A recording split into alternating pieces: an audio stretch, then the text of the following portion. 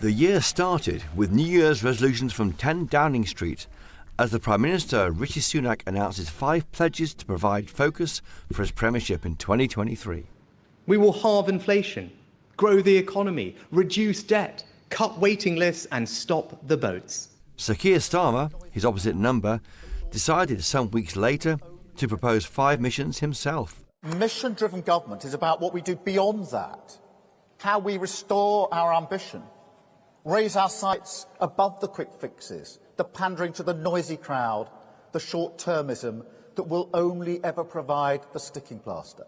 It was during the first month of the year that a battle with the devolved Government of Scotland started over the Gender Recognition Act. It led to the government vetoing the legislation for the first time in history. And it is our assessment that the bill would have a serious adverse impact, among other things, on the operation of the Equality Act 2010. That was the beginning of the end for Nicola Sturgeon, who a month later announced her resignation as First Minister. And so today I am announcing my intention to step down as First Minister and leader of my party. And it fired the starting gun on a brutal and factional leadership race for who will succeed. Eventually, Humza Yousaf was crowned the new Scottish First Minister at the end of March. But let's not get ahead of ourselves. The Tories had problems of their own, as Tory chairman Nadhim Zahawi was sacked after being found to have breached the ministerial code over failing to declare a tax investigation.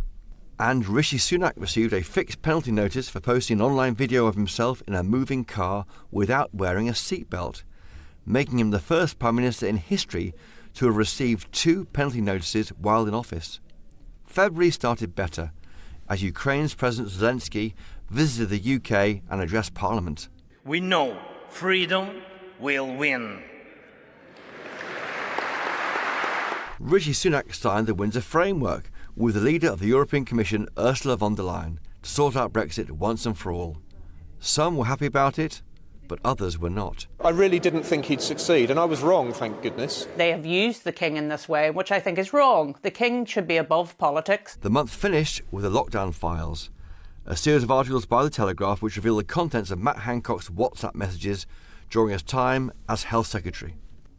It was in March when it emerged that a public official who caused such difficulties for Boris Johnson over Partygate was going to come back to haunt the Tories. Sue Gray was unveiled as Labour's new Chief of Staff.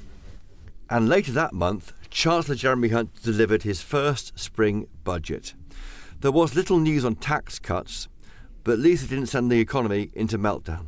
And former Prime Minister Boris Johnson was back in the news when he gave evidence to MPs investigating whether he misled Parliament over Partygate. I did not wittingly or recklessly mislead Parliament. There's not a shred of evidence to suggest that I did. By the end of the month, another former party leader was in the limelight, with Jeremy Corbyn banned from standing as a Labour MP at the next general election.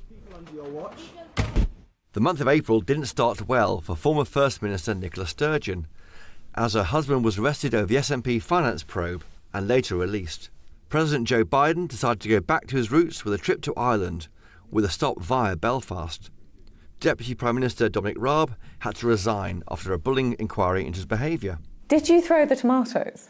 Not only did I not throw any tomatoes, that allegation was regarded as so specious it wasn't even put to me. May started with the local elections, which saw Labour and the Liberal Democrats making gains at the expense of the Conservative Party. We've just taken Medway for the first time since 1998. That is a very, very good night for the Labour Party. Prime Minister Rishi Sunak strutted his stuff with other world leaders at the G7 summit. Then, as temperatures rose in June, so did the political drama. The government went to court to fight a request by the COVID-19 inquiry to disclose WhatsApp messages sent by former PM Boris Johnson. A week later, Johnson's resignation honours list dropped, but the names of Johnson loyalists Nadine Dorries and Nigel Adams were nowhere to be seen, and both quit as Tory MPs. Soon after, Boris Johnson announced he himself was stepping down, triggering 3 new by-elections, and for Rishi Sunak, 3 more headaches. The political drama kept coming.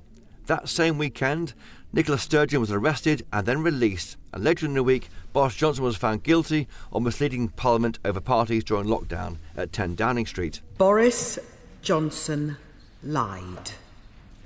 He lied to MPs, he lied to the people of this country, he lied to nurses, doctors, care workers, bus drivers, everyone who was putting their own lives at risk during the pandemic. But there was still time for more revelations about lockdown-busting parties.